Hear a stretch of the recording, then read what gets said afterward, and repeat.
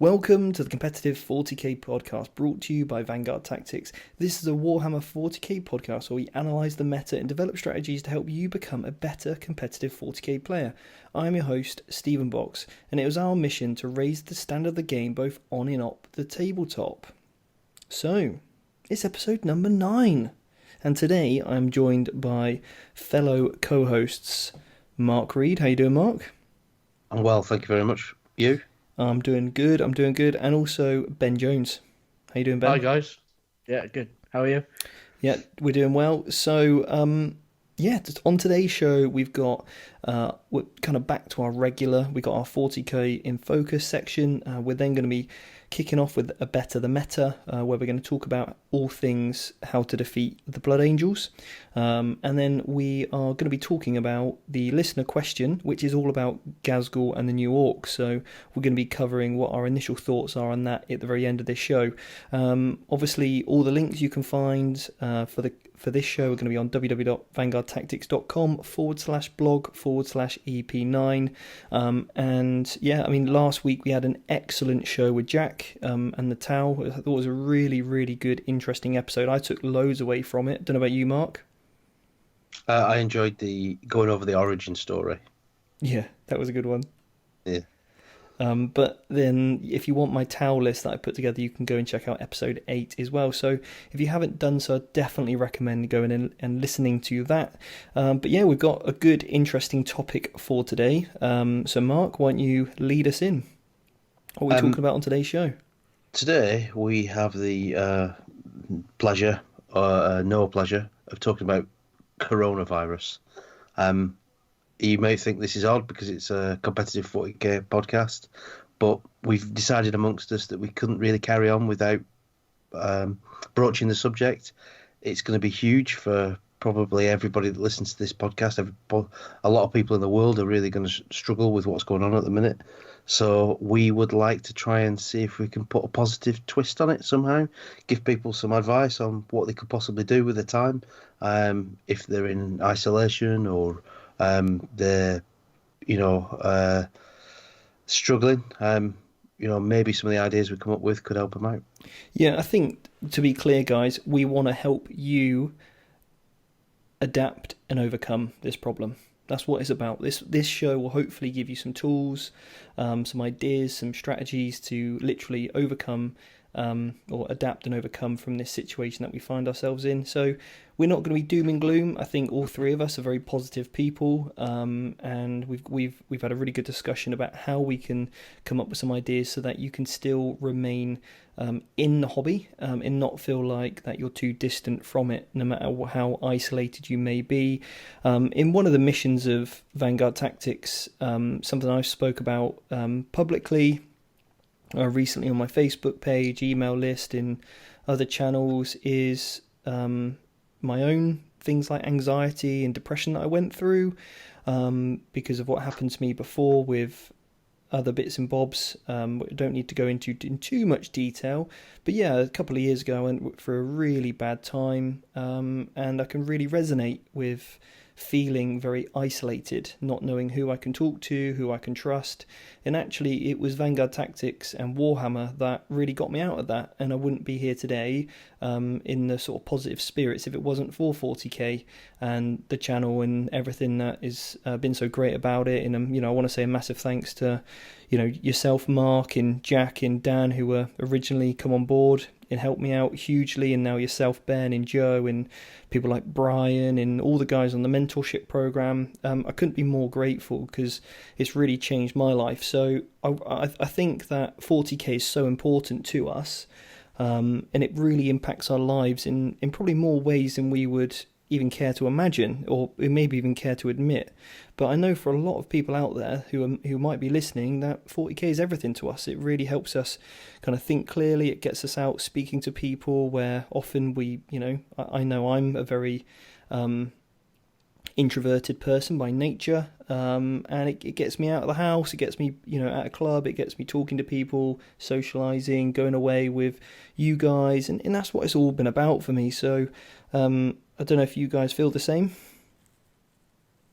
Yeah, Ben, it's got a over to you, mate. great social side to the hobby that's going to be obviously missing for a lot of people for the next few months, with a lot of our events that we've all booked to go to have unfortunately had to be cancelled.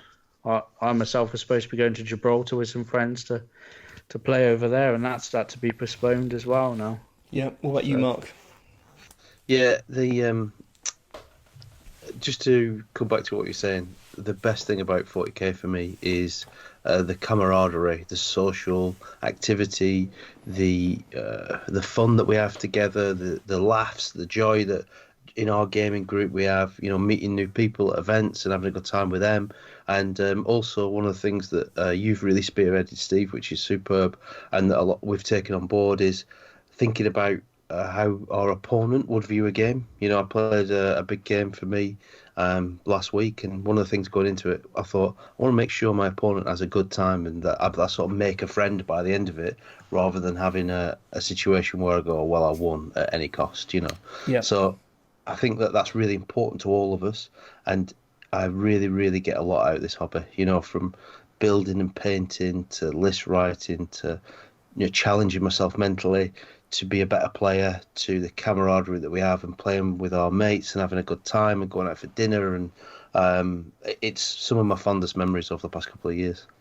Yeah, I mean, one of the things I've been doing a lot of deep thinking recently, and I've been having a lot of sort of like mentoring with the business of Vanguard Tactics as it grows, and it's a decision that I've made. I mean, obviously, I've got your guys' support. I'd love to be able to support a charity that really helps people in need, and with that, I mean, men out there that are, potentially struggling from things like anxiety, depression, PTSD, in a way to really bring light to some of this and get people talking a little bit more, so we can hopefully help fellow men and fellow brothers be happier and lead a healthier lifestyle, both mentally and physically. So I think that's something I'm really passionate about going forward, and I'm going to be, some of the income that comes in from the mentorship program, I'm going to be donating every month,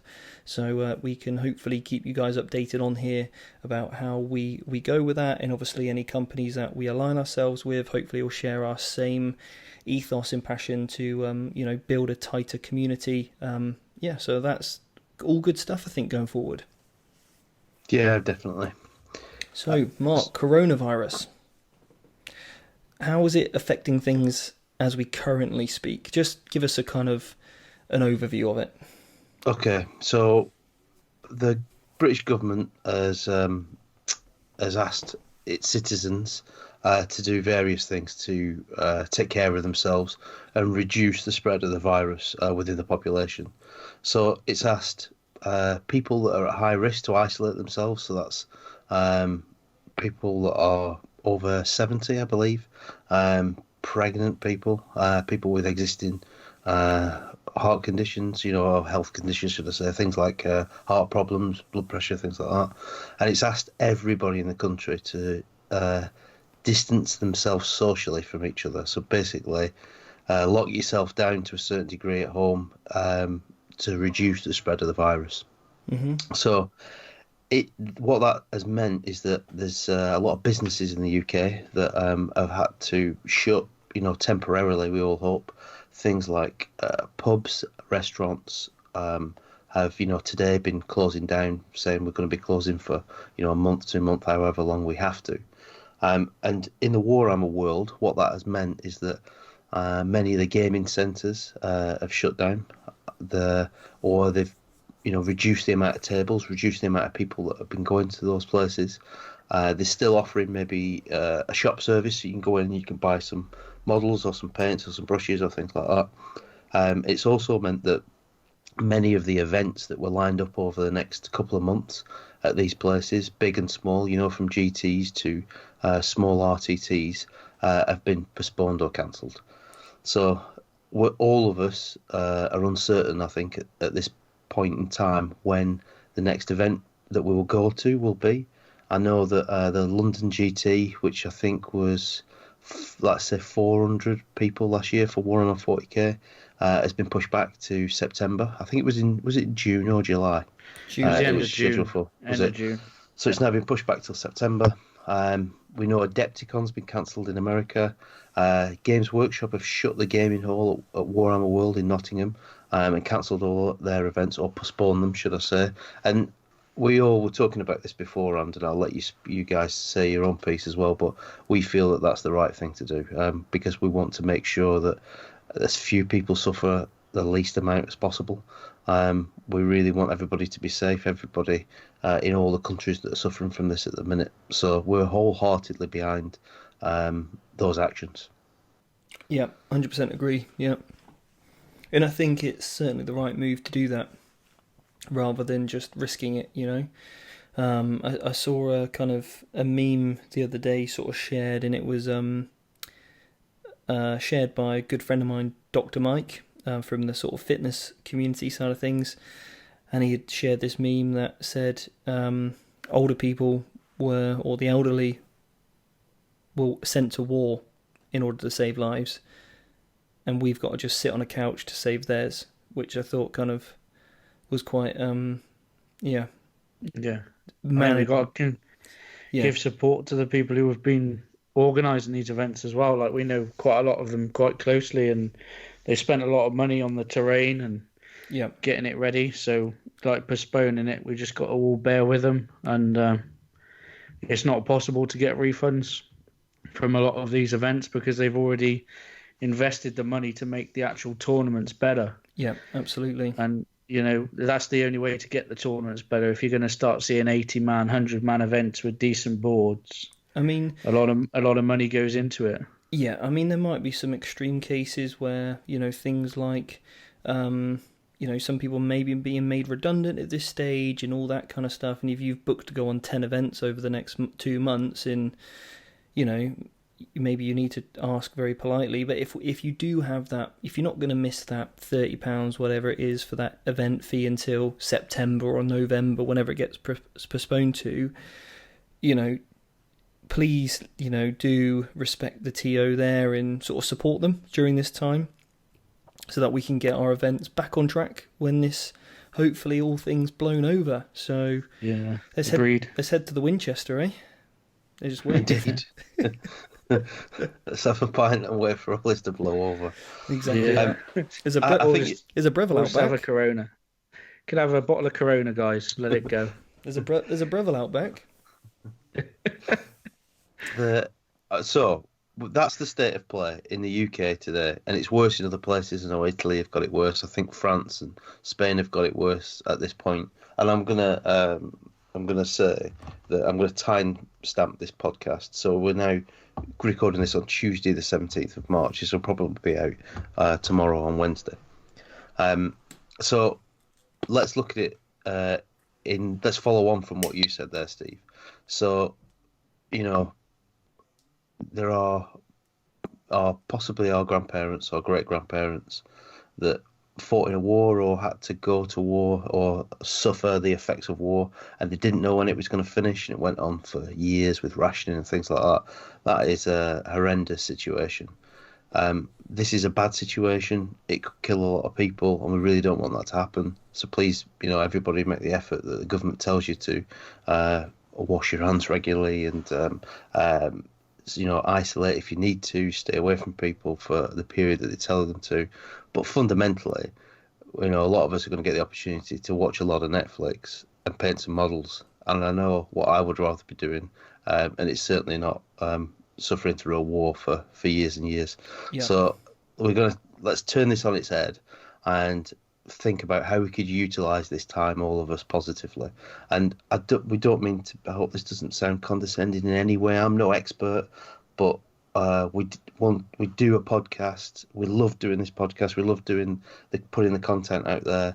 We have loads of people that give us positive feedback about it, and the people that listen to the podcast, we just want to say, if you're feeling a bit low, maybe some of these ideas that we come up with now might be helpful to you. You might follow through on them, and if that's the case, if a couple of people say, "Oh, actually, yeah, I didn't think about that. I'm going to look at things a bit differently," then fantastic. Our job is done.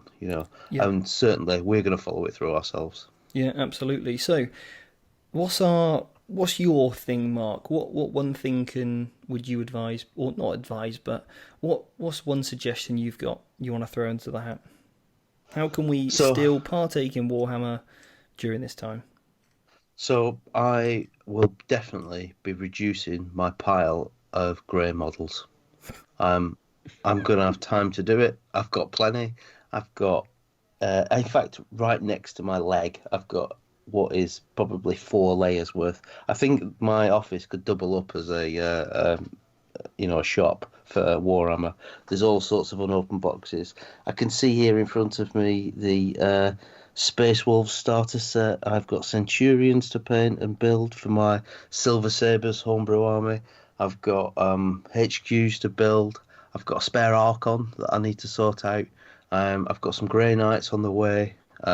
So the one thing that I will be doing over the next couple of months is a lot of painting. Nice, so stocking up on some paintbrushes and paints, mate. Yeah, I've ordered some stuff today actually. I do have quite a stock of the stuff anyway, but I've made sure that I've got enough to keep me going for sure. And like we said earlier, our sponsor, Goblin Gaming, you can go to them. They're still selling, they're still Warehouse guys are there pumping out orders. Royal Mail are still delivering. So if you need some stuff, stock up, get some brushes, get some models, get some paints. And one thing that you can do, and I thoroughly enjoy painting, I always have. Got a tip for you there, Mark. What you can do? Go on. You could sign up to something like the Siege Studios Patreon page, where we give away some tips for painting, or you can check out Cult of Paint by my mate Andy Wardle, who's doing loads of really cool tutorials over on YouTube at the moment under the Cult of Paint stuff. So you can check his stuff out, and maybe you get that airbrush ticking over and really, reinvent your painting style with an airbrush now. So could be a little task for you, mate, over this time. Yeah, I've actually got an airbrush that it's a decent airbrush that I've never used. I had one that you gave me, but I unfortunately managed to ruin it by taking it apart and never putting it back right. Sorry again about that. But it was only a tenner from China, so don't feel too bad.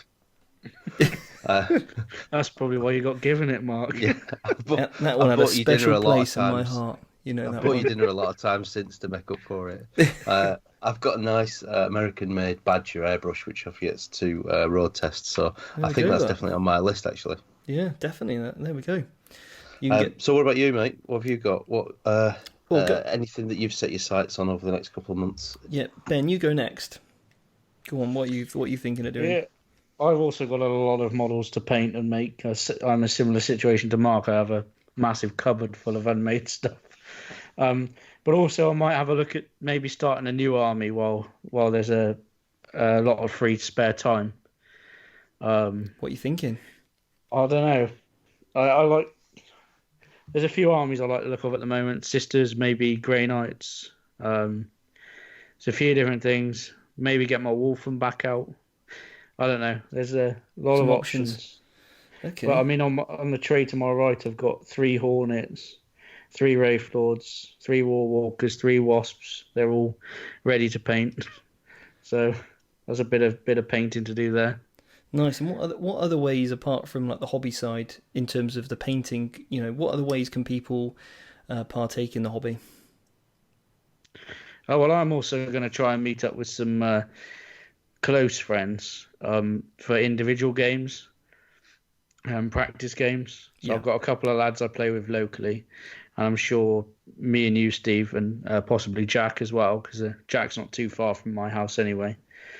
We'll meet up for games in our own houses where it's not a group of people, so we're not going to have the problems of the virus as such.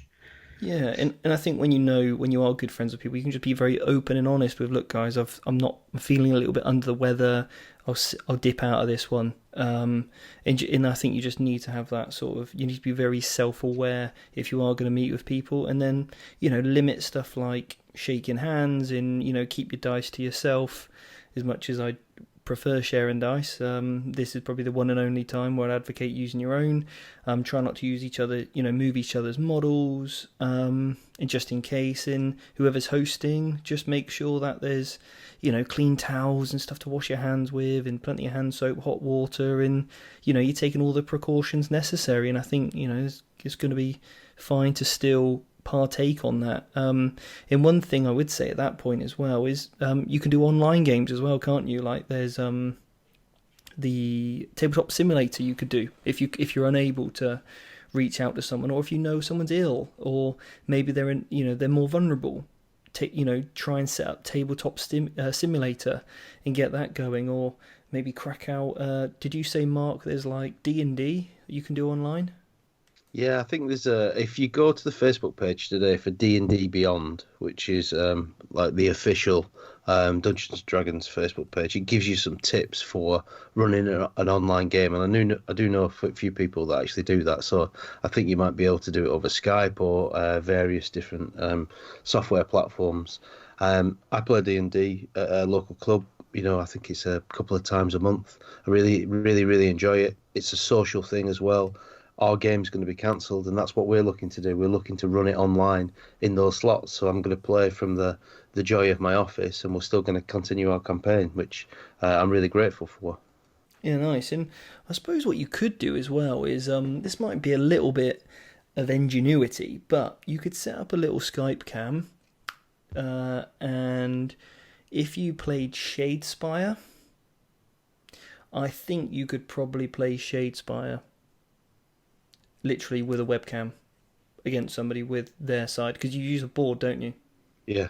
As long as you've got like models to represent yours and then counters to represent your opponents, I think you could play Shadespire online. Or you'd be like me, Steve, and it'd take you half hour to turn the camera on. Well, yeah, I mean, you just got no hope, mate. we need IT round to your house to show you how to do that. Yeah. But look, or not, as the case may be. Just IT will talk you through it over the phone. Yeah, that's it. But I think that's what it's all about, isn't it? Is just trying to reinvent things. And I think one of the best things you can do is, if you're realising that you're feeling quite isolated, then set one of these things up. Message a group of lads that, Mark, if you message me, and because I normally play against Joe on a Tuesday night, if me and him weren't able to get our Tuesday night in, then I'd be looking to do something else on a Tuesday night. So maybe I'll replace that with, just Call of Duty altogether or something. Or, we look to, I don't know, like set up a D&D campaign. I'll be well up for that at this time. So loads of options between us. And I think the other thing that, so from my side of things, what you could definitely do in terms of your hobby is read the codexes. Spend some time reading through or watching videos on YouTube, or, obviously like the Vanguard Tactics mentorship programs is filled to the brim with content, and also a fantastic community that we have. And we were just saying the other day, Mark, in our community, there is zero negativity, is there? None whatsoever. It's a wonderful place to be. I think we've over 100 in the group now as well, so there's a lot of people in there. Yeah. They're very lively as well. There's multiple posts a day, like 5 posts a day, something like that. Yeah, sharing lists and things and all kinds of stuff. And obviously I go live every week, so, you can obviously chat with me, and I can get your questions answered about it, or review your list, or whatever it might be. And I run games every week in that group where it gets you thinking, strategizing. But then, apart from just your kind of regular stuff, you could, with a group of mates, you could set up a podcast. You could start up your own 40k podcast that you enjoy doing like we do. There's loads of ways to sort of, I think, be proactive at this time. One of the things that I've helped my girlfriend with, she's a photographer, so her business has been effective, is actually helping her teach others how to do photo editing, where she can do that online and remotely. Obviously, a lot of the personal trainers I know, from the fitness industry and consultancy business, they're struggling at the moment because clients are cancelling their sessions, which is understandable. But the PT now needs to reinvent themselves. They can't just deliver sessions in a gym if the gyms are closing or if the clients don't want to train there. But I mean, I've been inundated with clients saying to me, Steve, how can I stay healthy during this time? How can I stay active? How can I stay motivated? So actually, my clients need me more than ever, I would say, because when you're plain sailing, you don't really need much help. But when, times are troublesome like we are, then reaching out to get help is certainly the way forward. So and that's kind of one of the strengths. I spoke to someone today about the mentorship program, was I want to bring a team together. So no matter where people are in the world, how isolated you are, you're always going to feel connected to the team because we've got that shared goal, that shared community. You'll become friends with a lot of the other guys in the mentorship program. And ultimately we can sort of get together and share ideas about, this game that we love so much. And I'm thinking of loads of ideas that I can actually put in place with this mentorship program if the isolation gets even worse, how I can, start to facilitate mental challenge games and things and all sorts of stuff. So, yeah, lots of good stuff to come from that. So we've got quite a few ideas there. It depends on your budget as well. I think that, you could take your budget from a small unit. So if you've never got involved in Kill Team or something like that before, maybe something like that you'd be interested in. I think you need to paint 5 or 6 models. So you could, do it quite quick. I think that's a game you might be able to teach somebody. If you're in your family, maybe, if you're really going crazy and you can't get out, then, you might have a brother or, your dad, Yep. something like that, whoever it is, might go, okay, yeah, I'll have a go at this. And Partner. paint them a unit up as well. Yeah, something like that, Me and Amy have definitely played Shadespire together, so yeah. Yeah, cool. So you could start off small. Like I say, I get a lot of joy out of painting. I'm quite happy to sit at my desk all day, on a weekend or if I've got a day off and paint all day. I think they were a great piece of advice. There's a lot of really good free advice on YouTube for improving. There's also, you can support somebody on Patreon as well. Yeah. So I support Big Mech Workshop. I learnt loads of really useful tips off them. My face painting game has gone from from decent to better than decent for sure. So you're not just doing clown faces anymore. You've sort of evolved that to leopards and stuff. Steve, we know that there is some competition between us, but I am the better painter, and I always have been. I was making more of a joke on, you said your face painting ability. It increased.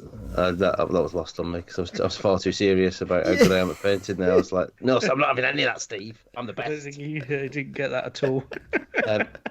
Just because you went round Andy Wardle's house and got a 1-to-1 lesson from a Golden Demon champion, I'm still better.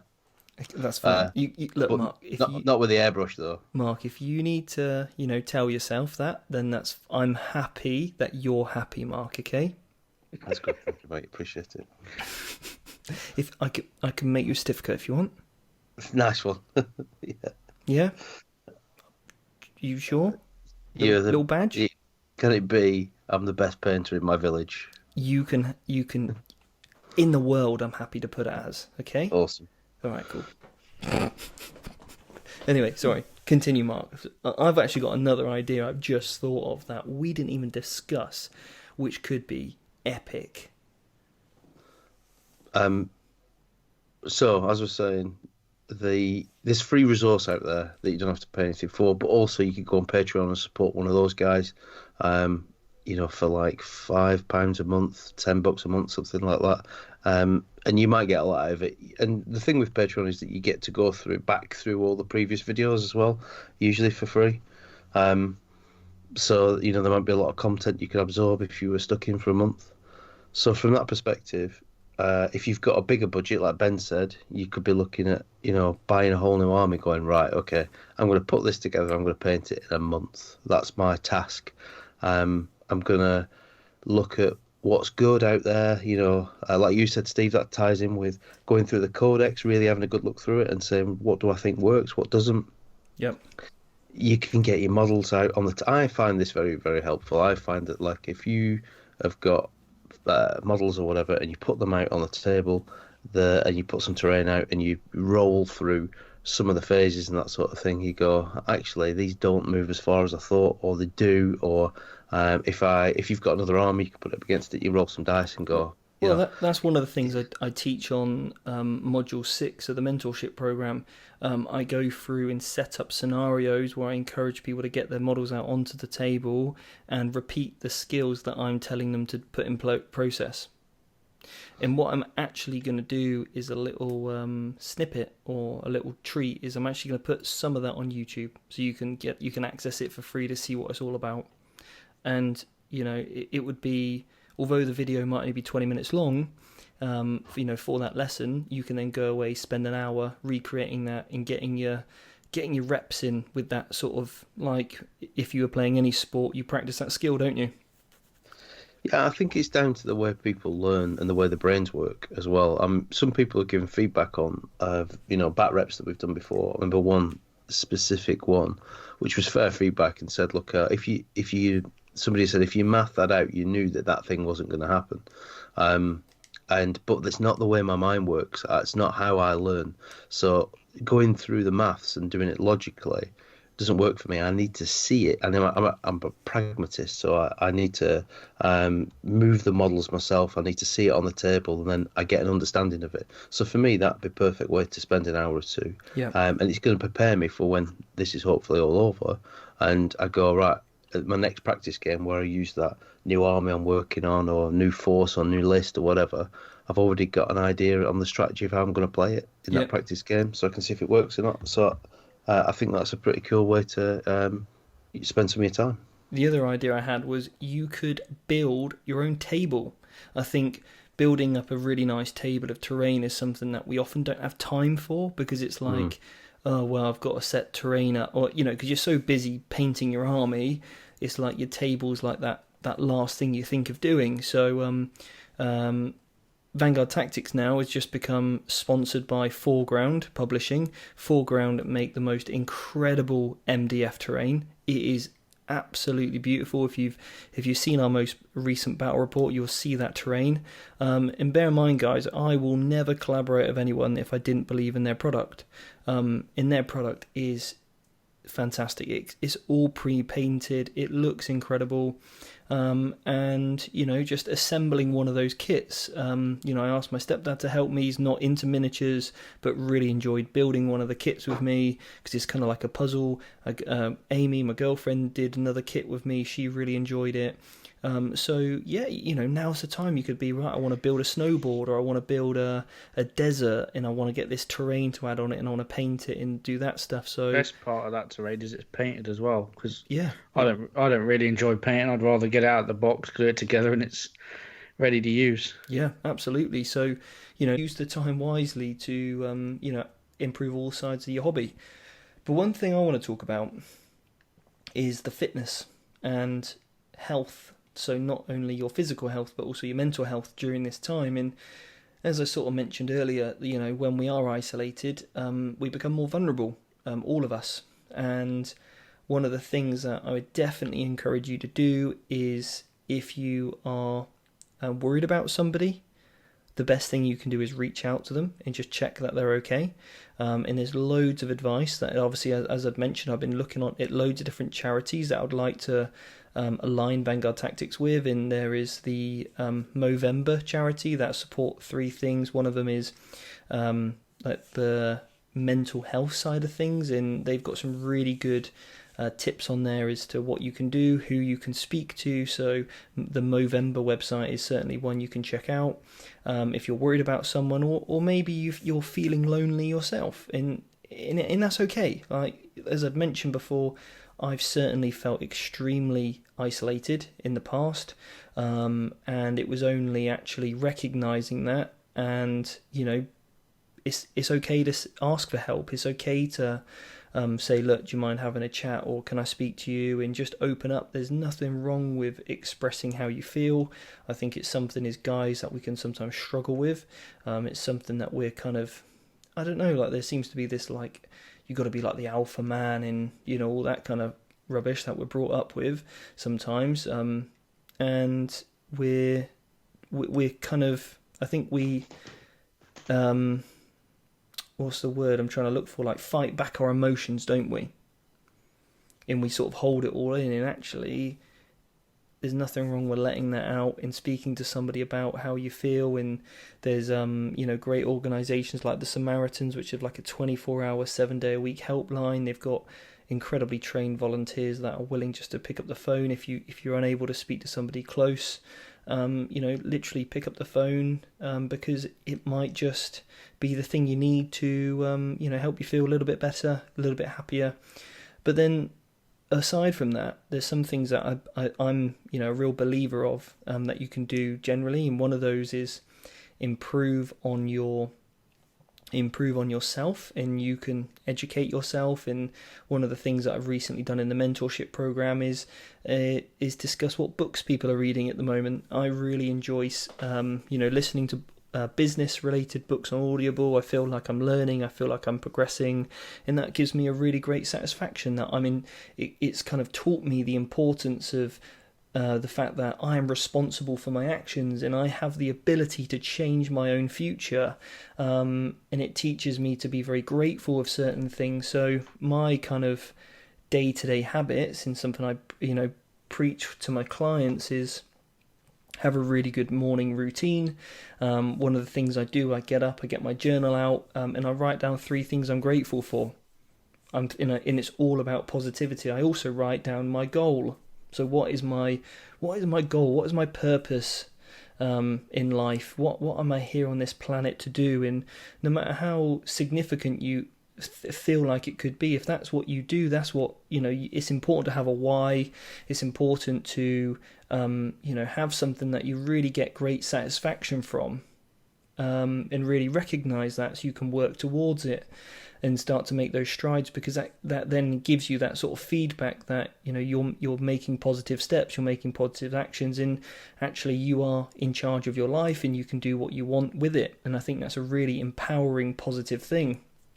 And recently as well, I've been asked to join a group of entrepreneurs that are kind of starting businesses. And one of the things that was spoke about there was actually this thing of saying things out loud. So if you say something like, I can't do that, or I'm no good at this, saying something makes it more likely to happen. When I used to study sports psychology, the best players in the world at whatever sport literally have this kind of mental rehearsal that they do. They'll sit there with their eyes closed and they'll go through that free kick that they're going to take over and over and over again. It's all about positive sort of mental reinforced visualization, and saying things out loud can be incredibly powerful. So certainly talking to people, or literally I often talk to myself, and it's all about understanding the value that you can still give to the world. So definitely, like I said, I write down 3 things I'm grateful for. I write down my goal, I write down my daily targets, and I aim to hit those 3 targets in that day. And then at the end of the day, I write down another 3 things I'm grateful for. I write down any lessons that I learned from the day. I write down any wins of the day, so I can kind of sit back and reflect and be grateful for that. So apart from things like reading and taking that little bit of time, even if it's a chapter a day in the morning while you're having a coffee or whatever, but these are all nice strategies that you put in place. Another thing which might, I know can be I was a bit kind of feeling a bit funny about it in the initial stages, but did it and I actually find it really calming, is I use an app called Headspace, which is meditation. So I meditate for sort of 10 minutes a day when I feel very anxious, and it certainly helps me refocus. Or if I find myself getting extremely distracted and unable to settle on a task, I'll take 10 minutes and put the app on called Headspace, or there's another one called Calm. And I used to listen to Calm before I went to sleep. It used to help me with my anxiety that I had, and I would actually end up sleeping better. I'd have less nightmares and things, and then actually using the app in the day as well would help me recharge and refocus. So there's some simple things you can do there for your mental well-being. You guys got anything to add? Yeah, if I'm usually a bit stressed with work or something, I usually just put the helmet and gloves on and jump on the motorbike. Yeah, that's your way of Just sort of. disappear off it. Yeah, just yeah. Everyone leaves you alone. Just you and the bike. Nice. What about you, Mark?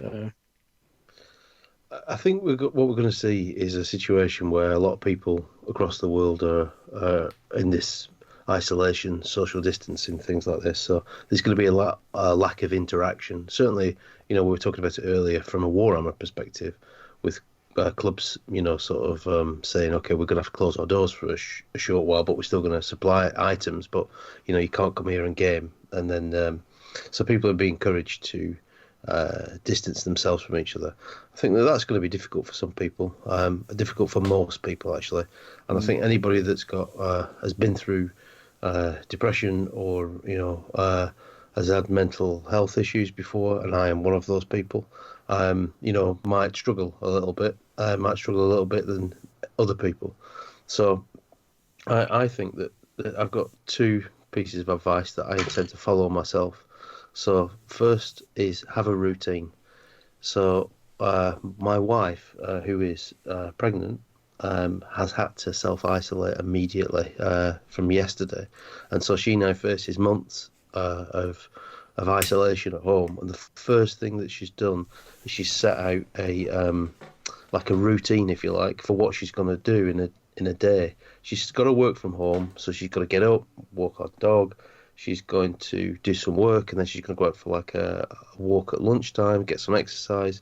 Then I've said to her, if you can put the dinner on or something for when I get home, let's eat early, and then we can utilise the evening to watch some TV or play some board games or do something together, or like talk about how we're going to change the house round or do some DIY or something like this in this period. What are we going to utilise the weekend? Things like that. So she's got some structure, and I said, put some time in your day to have some fun. Let's order some games for the Xbox or whatever off Amazon. So have a few hours playing Sims or stuff that you love, or she likes sewing. She does jigsaws, things like that. I said, so make sure that you've got stuff that you're looking forward to, and then hopefully it won't seem as bad. But I think I've been in situations before where I've had time off or I've been ill or something like that, where I haven't utilised the time very well. So I've spent the day sat around, not doing a great deal or playing video games all day, and I felt like I've achieved nothing. So mentally, I've added to my woes, and in this situation we're all going to go through, I don't think that's great for people, and me in particular. So if I face a period of time at home, I'm going to do exactly the same. I'm going to put some routine in place, and I'm going to try and make sure that in that routine there's some space for some exercise, because I think that the exercise has a magnificent positive effect on your mental state. So I hope that that advice is helpful to others. Because people have got a lot of things. It's not just obviously Warhammer, but lots of other clubs people are members of have all been cancelled as well. So it's a good idea of yours, Mark, to try and structure something to do. Because a lot of other clubs, I'm members of a lot of other clubs. I run a local club as well. Nothing to do with Warhammer, but we've had to cancel all of that as well because of this virus. So got a lot more free time. Yeah, and I think if you are structuring your day to do something that's revolving around yourself, as in sort of self-improvement, so like I said, get a book which even by reading a couple of chapters you're going to feel like you're making progress, that you did something with that day. Maybe start a new project, start a new hobby, or maybe even start a new business. There's loads of things out there that you can do in order to take care of your future. We are in, I'll tell you this now, if you're listening to this podcast, you either have, well, number one, you have the internet, you also have a smartphone, more than likely, or you're listening to this on a laptop or a computer. We have more things at our fingertips than companies had 10 years ago. You have the power to do whatever you want to do, and I think that's extremely positive that it can take you. And you look at how I created Vanguard Tactics. I did it with I think £300 in my bank account. That was all I had left at one point. And I, developed something which was pretty fun at the time, fresh for me, and I just really worked hard at it. And I didn't go to business school. I'm completely self-taught. Everything I've learned is from reading or self-educating by just watching YouTube videos. So hopefully you take a little bit away from that and think, actually, if Steve can do it, and I'm no genius, guys, I'm really not, you can go away and do something yourself with whatever it might be. You could have an interest in anything at all and do something with it. So I wish you the very best of luck with that. And now, Mark, you mentioned about sort of fitness and exercise. Literally a 20-minute brisk walk a day would do the world of good. So, go outside, schedule in this 20-minute brisk walk, get on the podcast, get an audio book, listen to it, and that would just make you feel a lot better. If we are still able to get outside, then fantastic. If not, then devise yourself a home workout plan. You only need some very minimal equipment to be able to do something quite effective, and all you need to really do is add some tension to the body, some muscular tension and a little bit of exercise, and you're going to feel wonderful for it. And then with that, don't just sit around and eat foods that aren't great for you in terms of they make you feel sluggish or tired. Really fill your day up with eating fresh vegetables as much as you can, drinking lots of water, getting a good 7 hours of sleep. Don't just stay up all night playing COD because they got some new game mode out, which, by the way, is quality, just so you know. But yeah, it's anyway, very good. I tell you what, I tried to play it before I went to bed the other night, and my adrenaline was pumping, and I was like, nope, this is not a bedtime activity because I'm not going to get good sleep. So anyway, yeah, think about what you're doing, and really, be productive with yourself. So anyway, I think we've covered most things there. Shall we take a quick break? Sure. Cool. Right, we'll be back after the break. Okay, guys, so we're back from the break, and we're going to be discussing on the Better the Meta, where we take a list and we give you some top tips on how to defeat it. So we're going to be going up against my Blood Angel list today. So to give you guys a quick overview, it contains 5 characters. So Lamarte's Ashtaroth, a priest or Smash Captain, whichever you prefer. And then also the Sanguinor, an Ancient, so everything's got a 5 up, feel no pain within 6 of that model, or models within that model. And then you've got the Sanguinary Guard, 3 units of 8. You've got Death Company with loads of hammers, some scouts for some bodies on the ground. So that's typically a good competitive build for Blood Angels. Ben, from an Eldar perspective, or maybe like a gunline perspective, how would you go about? Give me a one strategy that you can put in place against the Blood Angels. If it's an Eldar gunline, you're going to want to use typically units like Hornets or Wasps or Swooping Hawks, anything with the fly keyword, And why to is try that? and screen your units back off, so you can't wrap anything in front of my army, so that, fair enough, you might kill whatever I put out in front of your Sanguinary Guard, but then they're just stood in no man's land, and then my whole Eldar army can shoot them. Yep. And then you recreate another flying screen in front of your army again.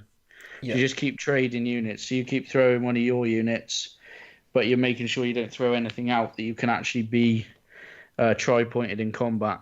Yeah, so that's one definite thing, and also making sure where you do that is really important, right, with terrain, because otherwise you do it in the wrong place, and actually you've given me a free move if that's near line of sight blocking terrain. So you need to make sure you're 100%. You're presenting these, which I don't think people think about, but you need to present these units in the open, because they're going to get charged, they're going to die, but then you're going to be able to counter. So it's being able to think those 2 steps ahead. No, I really like that. So, if you do have anything with the fly keyword, use it, put it out in front. Definitely, I think it's a really good top tip against Blood Angels. Mark, what's a tip from you? So I'm going to come at it from a Marines perspective. I recently played Blood Angels with what was my Iron Hands list in the battle report. Now, one of the things that I could have improved was at the list writing stage. So when you took your Blood Angels, brought them towards my castle, I was working so that I wouldn't get wrapped the best I possibly could. I deployed the best possible way I could, tightly knit so that you couldn't get in. But you did still manage it because you managed to remove models, and you played really well. So in the list that I had, I didn't have any counterpunch. So I only had the basic close combat attacks from those intercessors. And also my HQs, I'd given them no combat weapons, I'd given them no relics or anything like that, because I was playing it as a pure shooting army. And I learnt in that game, I thought, okay, what I could have done better is I could have given the sergeants, thunderhammers or power fists. I could have given the HQs combat weapons. I could have given them relics. So if I do get the wrap and trap, you do get it off. What I do is I come back at you with as many of the units I possibly can, try and get as many units into combat, and just through weight of dice, I then reduce down the amount of Sanguinary Guard or Death Company that you've got attacking me. Yeah, nice, love it. Okay, Ben, anything from you? Any other ideas? Maybe I'm just thinking, what can you do in the psychic phase that could get yourself out of a wrap or trap? Well, you can smite or executioner the units that are holding you in combat, because if you kill them in the psychic phase, they then become free for the shooting phase. Yep. Love that. I like to I don't love screen that, but it's a good tip. with my mixed Eldar armies. I like to screen sometimes with racks, because if you kill a rack, I then spend 2 command points and literally just teleport them out and put them back on the battlefield. Yeah, and also there's other units in the game that can do that. Orcs. Yeah, any sort of relics. If you're playing with the Thousand Suns army, you can use the Dark Matter Crystal. Yep. To get yourself out of there. So you screen with a big unit of Zangals in front of your army or something similar, and then you come in, wrap one, and then you just disappear. Chaos cultists. Yeah, anything that's got the ability like that. Orc boys, as you said, if you've killed half of them. Nice. And then what other ways I like to do is hide an aggressive combat unit of your own behind, so out of range of your Blood Angels, but so when you come in, when it's my turn, they counter. So sometimes if you do get wrapped, because you can't always stop it, so say you wrap with a unit of Sanguinary Guard and I'm playing Aldar, then I hit you with a unit of Shining Spears in return. Yep. And you just trade in all game. And another thing you can do is you can stay outside of my charge range, my threat range. Again, this is something we talk about in the mentorship, but staying outside of my 12-inch move and then a 12-inch charge means I can't even declare against you.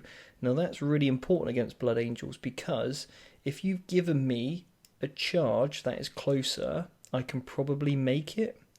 And if I destroy the unit I want to, that's the easy charge. So let's say you've got a unit, I don't know, 6 inches away from my charge or 7 inches away, and then you've just left your unit of Shining Spears 10 inches away, Ben, but not over 12. A really distinct clarification in the rule set which states you can only declare against units within 12. So, for example, I've got a stratagem where I can get a 3d6 inch charge, or I can roll 2 dice, get a high charge because I can get a +2 to it. I can easily make the first charge, kill the unit, spend 3 CPs, but if I declared you, I can then, you can't hit me because we're outside of an inch, and then I can spend 3 CPs, pile in another 3 inches or 6 inches if I've got that litany off, and then all of a sudden I can attack again on a unit. So keeping your key units outside of my maximum threat range to be allocated is a really good tactic in order to counter the Blood Angels from doing what they want, which is to fight twice and be as optimal as they possibly can in the fight phase. So that's another thing. And another thing that you can do as well is remember that, I don't know why I'm telling you all this, but anyway, the Blood Angels want to be able to jump over lines. Now, they cannot jump over your line if I'm unable to place a model outside of an inch, which means that if you strategically place your models in such a way that I cannot jump over them or place my models in the movement phase, when it comes to the charge phase, you can kind of dictate which part of the line I have to hit. Yeah? And I think that's really, really important. Or if you start to interlink models where you can maximize your Overwatch, that's another really, really good tip. And again, a Also, video. any sort of Go on, what you were saying? any sort of relic or warlord trait as well that can alter the order of the fight phase. Yep. So i.e. allowing Very you nice. to fight first or me to fight last. That's great. Any other things you've thought of, Mark, while we've been chatting? I'm going to actually reiterate one just for the Marine players as well. You've actually got the same opportunity that Ben came up with at the beginning with you screening with units that have got fly. So if you use things like suppressors or land speeders or things like that, then if you've got enough distance between you, you're offering a target to the Blood Angel player and saying, right, if you're going to come and charge, I'm going to place it in a certain way so that your sort of threat range ends at those suppressors. So you can charge them, you can wrap them, you can even kill them, but then you're going to be stood in the middle and I can shoot at you. Mm-hmm. It's a trading game, isn't it? It is. Who blinks first, like a big game of chess. Yep, absolutely. No, I think we've come over some really good strategies there that you can put in place if you face me on the tabletop. That's or just say to me that I've got bad hair or something. That'll probably throw me off my game and I'll be go to pieces. I would used to say I'll just seize on you, but that's not a thing anymore. Can't do that anymore, mate. That does not scare me. Yeah. Or, as we said previously, take time and effort for painting your models lovely. And then you go, look at the lovely models I've got. Distract them with beautiful painted faces and things like this. That's it. That's it, mate. Good tactics. You won't want to remove them. Right, we're going to move on to part 3 of the show after this break. Okay, guys, we're now back from the break again, part 3, where we answer your questions. So we've had a question in over on our Instagram, and if you want to ask us a question, just shoot us a message to @the Vanguard Tactics, and it is regarding what is our opinion on the new Ghazghkull Thraka rules that have been, I think these are a leak, aren't they? But we're going to cover them anyway, and obviously GW have just released his rules anyway on the community site, so we've got some really good stuff to go over. So Ghazghkull, he's 14 power level. I reckon that'll be anywhere about between 240 and 280 points, which we can probably guess. Then, shall I go for his stats, guys? Yeah, why not? Sure, yeah. I mean, the model is incredible, isn't he? I love that big quad gun he's got on Yeah. right hand side. That's just insane weapon. So if you haven't seen the model, I mean, you probably have, but he's a beast. He's about the size of a dreadnought. So he does degrade. He's over 12 wounds, which is really important because he basically you can target this guy no matter where he stood, because he doesn't, obviously he's over that the 10 wound mark. So his movement does degrade. Okay, he's 7 to 12 wounds, and he's on his top profile, and then he goes down to 3 to 6, and then 1 to 2 wounds. But his strength, his movement degrades from 7 to 6 to 5. His strength degrades. Excuse me, I just need to get a drink. Sorry about that. His strength also decreased from 7 to 6 to 5, but his attacks go from 5 to 6 to 7. Okay, now I'm going to discuss later why I actually think he gets better as he gets wounded. So Ghazghkull, he hits on 2s always in combat, always shoots on a 5+. Like I said, his strength starts at 7, goes down to 5. Toughness is flat 7, wounds 12. Attacks obviously is variable 2-up save. Okay. Now he is a monster, so he's not infantry, so he can't move through ruins. Which we can discuss. He's got Mork's Roar, which is his weapon, which is his 36-inch range, assault 12, strength 5, -1, damage 1. So it's basically an assault 12 heavy bolter. So you don't get the penalty for moving and shooting with this one because it's an assault. Basically 12-shot heavy bolter. He does have the Daka rule, which means 6s explode into more hits. So I think averagely you'll probably get about 4 hits. I think out of that, maybe 5 hits. Because you're going to roll 2 6s out of those 12, which are then going to generate you more hits. So yeah, probably about 6 hits. You've got Gork's Claw, which is a melee weapon, which is ×2 strength. So even at his bottom profile, he's still strength 10, -4, flat 4 damage. So I don't think it's going to matter if you get degraded to strength 5, you're still strength 10 with his weapon, which is incredible. So yeah, what are your guys' thoughts on that so far? What's the good and the bad? My favourite rule on Gaz's data sheet is the one where you can only take maximum of 4 wounds a phase off him. We ain't got there yet, mate. God. Oh. Oh, spoiler. Yeah, That's my favourite. That's my favourite rule on the data sheet. I just think it's so good. I mean, so it's called with a pain boy healing him and stuff, it's going to be so good. He's called the Prophet of Gorkimor. This model is a 4+ invulnerable save. In addition, this model can only lose a maximum of 4 wounds in each phase. So that means his wounds 12. It's going to take, if you're a shooting gun line, it's going to take you at least 3 turns to take this guy off the table. Now, as you've said there, a pain boy, can they heal monsters though? Oh, I haven't read that much into it. That was going to be my question, actually. I think that might be one for an FAQ, actually. Might be infantry only. Yeah. I'll have a look at that while we talk. What about the pain boy? Is it the pain boy that gives a 6-up feel no pain? Yeah. Now, is that for infantry or everyone? I'm just going to get you the rules up now. I think the little Gretchen, the Mordecai, gives a 6-up feel no pain to everybody. Okay. But again, I think that might be infantry. Yeah, could be. So he is... Now, I was saying last week, Mark, on the show, that I really want to see special characters having their... I want them to be able to be taken in any detachment. Do you remember me saying? Yeah, sure, I did. But then have some sort of special benefit for just their, like, Gazgul as a Goth.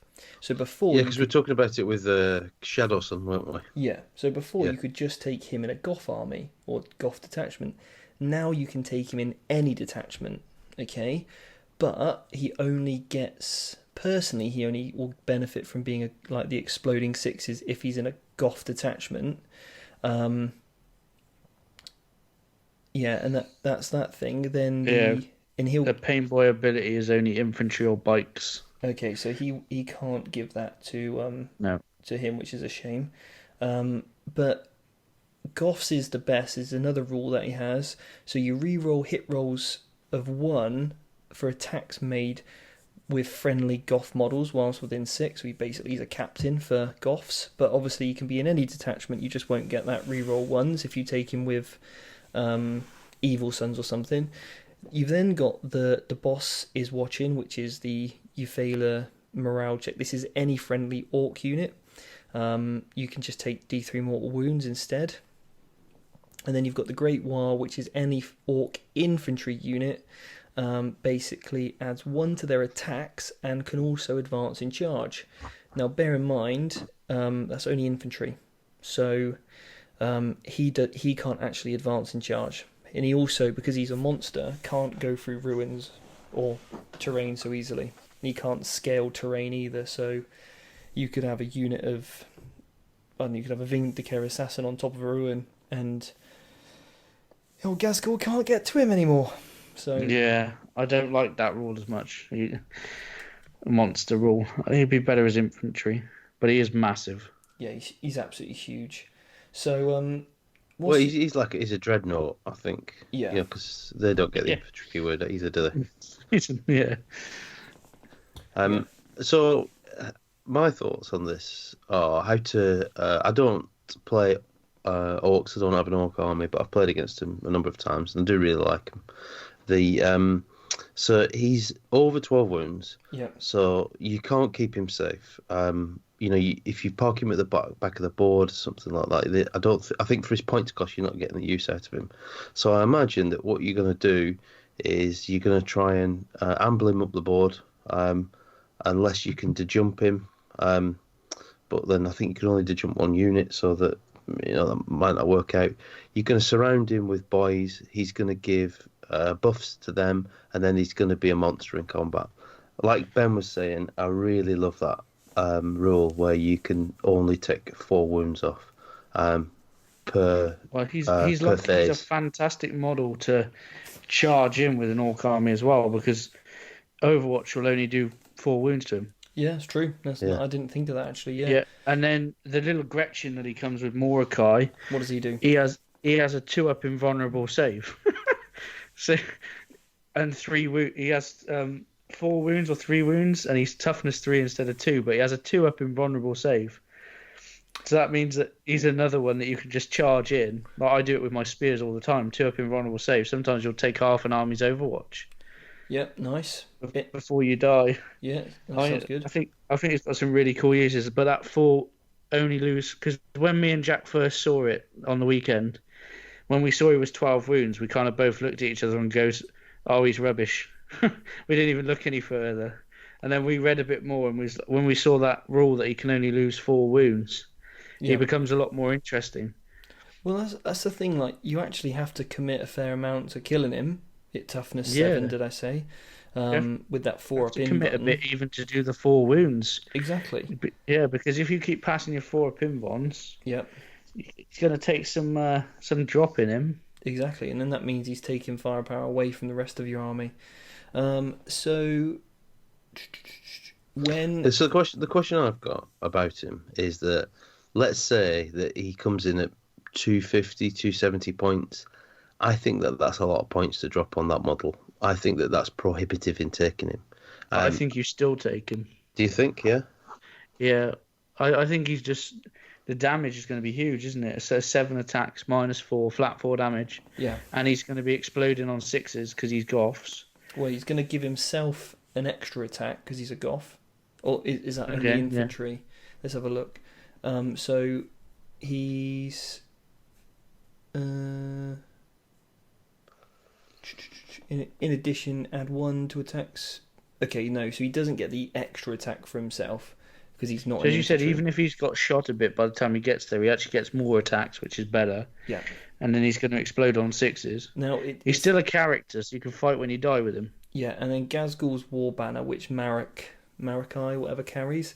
When a model in a friendly Goth Orc unit within 6 of this model would lose a wound, and this model is within 3 of a friendly Ghazghkul Thraka. So basically, if this little grot's within 3, which Ghazghkul also is, as Aura works, unless obviously this gets FAQ'd, but then you roll a d6 on a 6+, that wound is not lost. So now Ghazghkul's got a feel no pain. He's got a 6-up feel no pain, which means averagely you're going to roll 2 6s, aren't you? In that, with your 12 wounds as well, so that just makes him that little bit harder to kill and shift.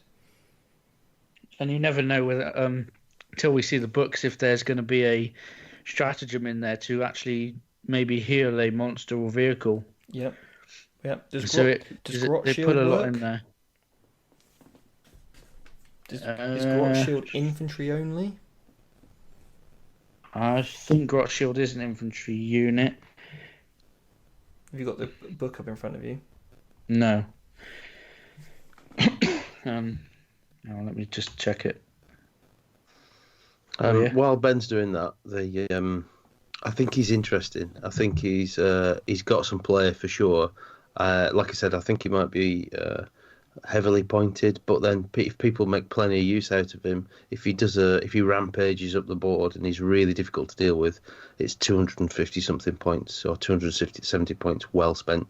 What do you think, Steve? Do you think he's worthwhile? Would he go in your list? Oh, I think I'm putting him in definitely. Yeah, I think I definitely have a Goths. Haven't seen the most play because Evil Sons with the +1 advance and charge is just so much better. But, I mean, I could definitely see a huge horde, real horde of just Orc boys being Goths. Just so many bodies on the board that they're just difficult to deal with. And as obviously terrain improves over the coming season, more TOs are being more conscious about terrain. There's definitely some play here. So I just think it gives another, build that we haven't really seen in a while. So what's wrong with running 5 big units of 30 boys in Ghazghkul? That could be good. So, yeah, because with that extra attack, then your Goths are going to be getting like 4 attacks a piece, I think. And then you can add a power on, so for 5 attacks, there's 150 attacks for the squad with exploding 6s, re-rolling 1s to hit. Oh, yeah, devastating. So, yeah, it could be good. I think it will be good. So use a stratagem after a clan infantry unit from your army. Okay, so yeah, you can't grot shield him, unfortunately. But anyway, I think he's going to be fine getting there. Yeah, he's going to be fine. He's going to make Right. 3 turns. As you said, Mark, if you don't think he's going to make 3 turns, you just to jump him turn 1. He can only lose 4 wounds on the Overwatch anyway, so whatever he charges is going to die. Yep. You could just suicide him. If he's really not going to do anything in that game, like a Tau army. Imagine him going straight into a Tau army. If they don't put the drones in the right place, you just pick a Riptide up or something on the first turn. Yeah. Yeah, I think that armies that have got no combat and no smite, no psychic, he's guaranteed 3 turns pretty much, isn't he? Like Eldar could do, or They could kill him in a turn. My combat army will kill him in a turn.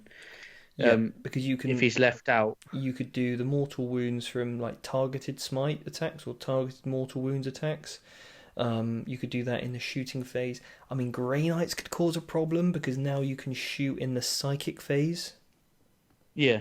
So you could chip 4 wounds off him in the psychic phase, then shoot at him to take another 4 wounds off him, and then hit him in combat and take another 4 wounds off him in combat. So you could easily down him 1 turn Grey Knights. But yeah, I mean, first impressions, I love it. Really excited about it. And obviously, it comes in a new box, doesn't it, Mark? Which obviously you're happy about seeing the new Ragnar.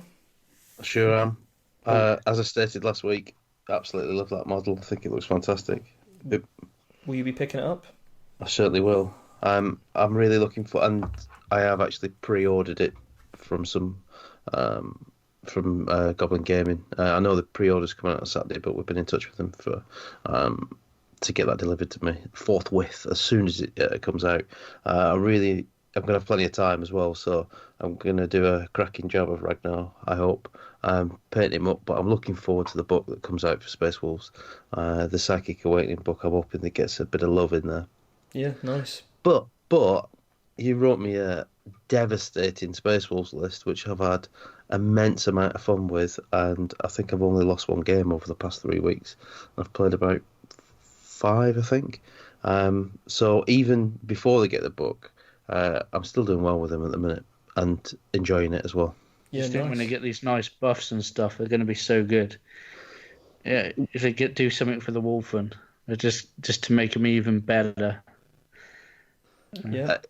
So I think that they're going to get Duty Eternal for sure. So it's going to be 1 CP to reduce damage on Dreadnoughts by 1, which will be very really useful. good on Bjorn. Yeah, and Murder Fang, who I'm currently using as well. Also, I think they'll get the Doctrines or some form of Doctrines, and I think they'll get some sort of Super Doctrine that goes off in the fight phase. So if you think about it, their buffs, if you like, are +1 to hit, which is great when you've got Thunderhammers and stuff like that, especially on HQs. And then also Heroic Intervention within 6. I use that every game because I'm using a mostly combat force. It's really, really helpful. Combined with the Wolf Priests with the Armour of Rust, which means that I can choose a unit to fight last in the fight phase. I think they will get what's the stratagem where you can only wound on 4s? The Space Marine stratagem? Transhuman. That's the one. Now, pop Transhuman onto Wolfen, if they allow it, that'll make them even more survivable. And then, hopefully, they'll get some other stratagems, maybe a couple of relics and buffs, that sort of thing, that push them up into... you must get a stratagem to deliver them faster. Oh, yeah. Well, also, I think the big thing that they need... I'll tell you now before, I haven't seen anything for Space Wolves, any rules whatsoever. They could do with a 3d6 charge or +2 to charge or something that reduces that 9-inch charge because it's difficult to make. I usually run them up the board rather than bring them in from outflank. I have brought them in from outflank, but I just find it's so unsuccessful with 3 packs. Didn't you lose that game when you did that? I did play a friend of ours, Max, and I was running 2 packs of Wolfen and a pack of the Wolfguard, like Vanguard Vets. Brought 3 units on, 1 made a charge, 2 didn't. And And so since then, I think I played Kieran, did the same sort of thing, but it worked out. But ever since, I've been running them up the board, and I found it much better. But Yeah. if I had the ability to come in and do 3d6 or 7-inch charge or something like that, it'd make a big difference. Yeah, nice. No, I think we've got loads of good, exciting stuff to look out for, and no doubt,